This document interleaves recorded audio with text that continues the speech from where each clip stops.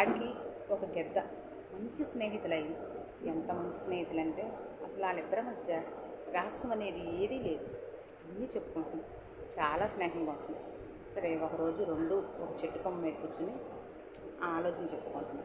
ఆ టయానికి ఒక యమదూత కాకెంక చూసి ఒక పకారు నవ్వేది. ఆ కాకేం పట్టించుకోదు. రెండో రోజు మళ్ళీ వచ్చి చూసి మళ్ళీ నవ్వుతాడు.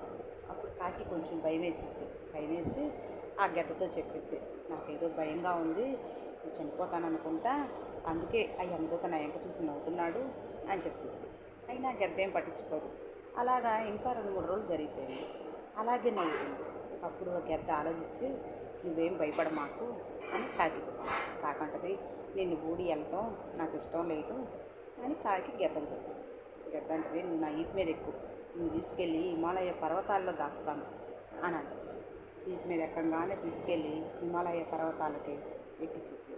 అక్కడ ఆ యమధర్మరాజు అక్కడ ఉంటాడు. ఉండి పాశం వేసి ప్రాణం తీసేస్తాడు. తీయంగానే గెద్ద, అయ్యో నా స్నేహితుడిని ఇక్కడ తీసుకొచ్చి కూడా కాపాడలేకపోయాను, మీరు ఇక్కడికి ఎలా వచ్చారు అని ఆ యమభటుని అడిగితే ఆ యమధర్మరాజు ఇలా చెప్తాడు, అసలు ఈ కాకి హిమాలయాల్లోకి వచ్చాక ప్రాణం తీయాలి అని రాసిపెట్టింది.